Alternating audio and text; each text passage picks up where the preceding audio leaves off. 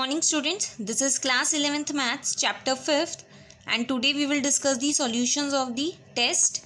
So question first is you have to find the modulus of 2 minus iota whole square. So first of all solve 2 minus iota whole square which will be 4 plus iota square minus 4 iota. Now this iota square is minus 1. So 4 minus 1 is 3 minus 4 iota.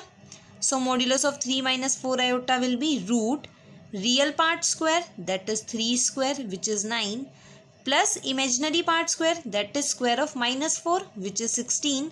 So you will get the answer as 5. Now question second is you have to find the a plus iota b form of iota raised to the power 101 plus 31 iota square.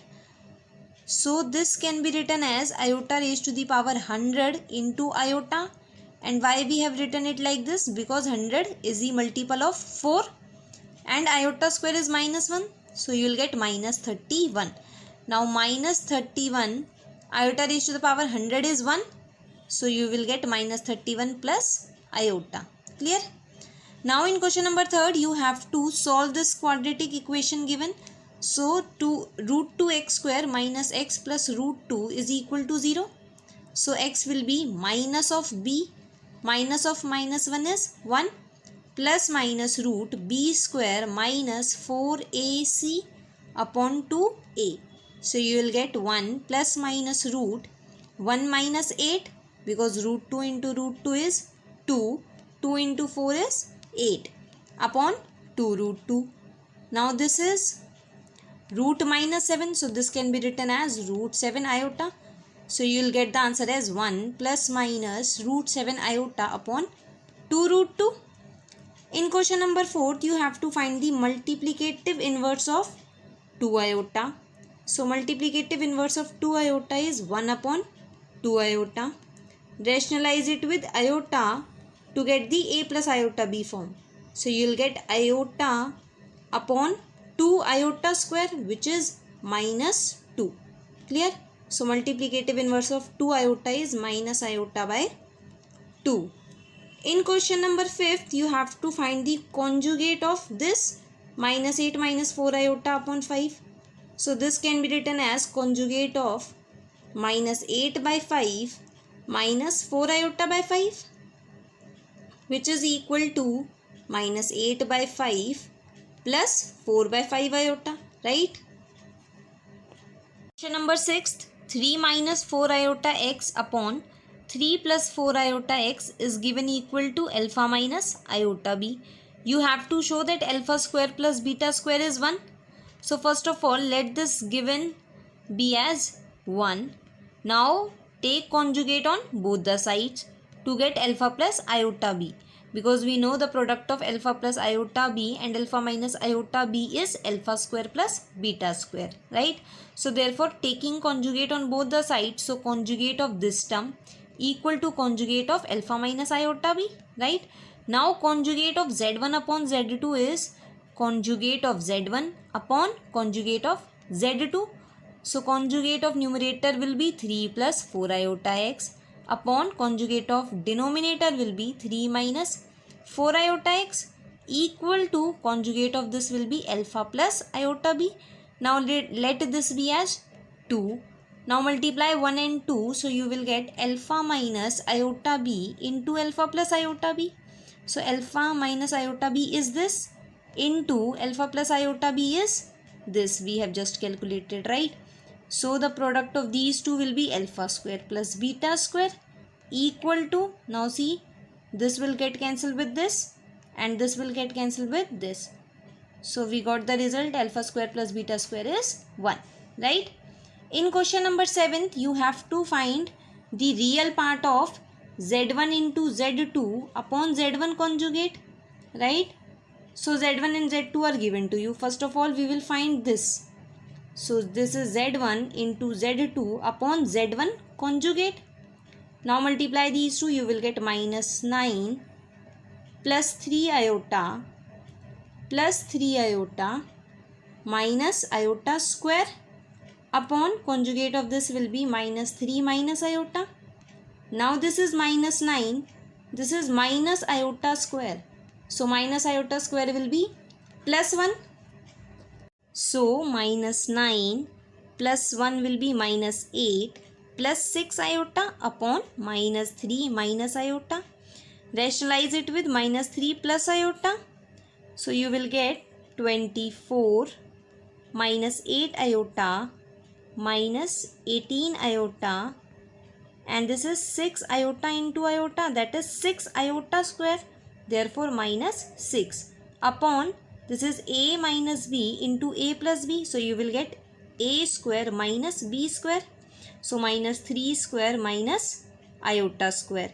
Now 24 minus 6 is 18, and this will be minus 26 iota upon 9 plus 1. Why? Because iota square is minus 1 and minus is already here, so you will get 9 plus 1. So you will get 9 by 5 minus 13 by 5 iota. Therefore real part of this is 9 by 5. Clear? Now in question number 8, you have to find the a plus iota b form of this. So multiply 8 with this, so minus 8 plus 48 iota minus 5 iota minus 3 iota square. So this will be minus 8 plus 3, which is minus 5, and this will be plus 43 iota. So you will get the a plus iota b form as this. Now in question number 9, you have to find the value of x, and this is given to you that 1 plus iota upon 1 minus iota whole cube minus 1 minus iota upon 1 plus iota whole cube is equal to x plus iota y, right? So see, before solving the cube, it is easy if you will rationalize both of these complex numbers. So rationalize this with 1 plus iota, right? Because in the denominator it is 1 minus iota, minus rationalizing this with 1 minus iota, right?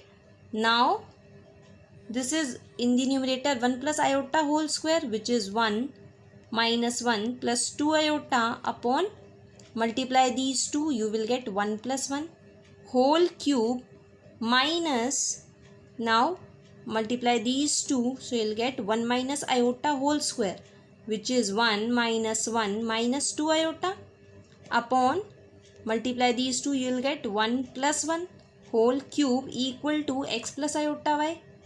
Now cancel out this 1, so you will get 2 iota upon 2, cancel out 2 also, so you will get iota cube minus, cancel this 1 minus 1, so you will get minus 2 iota upon 2, so cancel out 2 also, you will get minus iota cube equal to x plus iota y. Now iota cube is minus iota minus, now see, minus iota cube is minus iota cube, so it will be minus of iota cube is minus iota, so you will get iota. Therefore minus iota whole cube is iota equal to x plus iota y. So you will get 0 minus 2 iota is equal to x plus iota y, and by comparing these two complex number, we will get x equal to 0, right? Now see, in question number 10, you have to find real alpha so that this term becomes purely real. So for this, we will find the a plus iota b of this term. So rationalize it with 1 minus 2 iota sin alpha. Now in the numerator, you will get 1 minus 2 iota sin alpha minus iota sin alpha plus 2 iota square sin square alpha upon, in the denominator it is a plus b into a minus b. So you will get a square minus b square, right? Now this is 1 minus 2 iota sin alpha and minus iota sin alpha. So this will become minus 3 iota sin alpha. And iota square is minus 1. So minus 2 sin square alpha upon 1 plus 4 sin square alpha. Because this iota square is minus 1, so minus minus will become plus, right? Now take the real part. So the real part is 1 minus 2 sin square alpha upon 1 plus 4 sin square alpha minus iota 3 sin alpha upon 1 plus 4 sin square alpha. So this is the a plus iota b form. Now see, we want the given term to be purely real. If the given term is purely real, then its imaginary part should be equal to 0. So the imaginary part is minus 3 sin alpha upon 1 plus 4 sin square alpha. Let it equal to 0. 1 plus 4 sin square alpha will go this side, right? So you will get, and also minus 3 will also go this side. So you will get sin alpha equal to 0. And when sin alpha is equal to 0, alpha is equal to n pi, where n belongs to the set of integers, right? So this is only the question number 10th. Now in question number 11th, you have to find the value of x plus y. So first of all, we will solve this left hand side to find out a plus iota b form. Solve this. In the numerator, you will get 1 minus 1 plus 2 iota upon 2 minus iota. So this will be 2 iota upon 2 minus iota. Rationalize it with 2 plus iota. Now you will get 4 iota minus 2, because 2 iota square is minus 2, upon a square minus b square. So this will be 4 plus 1, which is 5. So you will get 4 iota minus 2 upon 5. Now this is minus 2 by 5 plus 4 by 5 iota is equal to x plus iota y, because this is already given, right? From here you will get the value of x as minus 2 by 5 by comparing, and y as 4 by 5. So x plus y will be minus 2 by 5 plus 4 by 5, that is 2 by 5. Clear?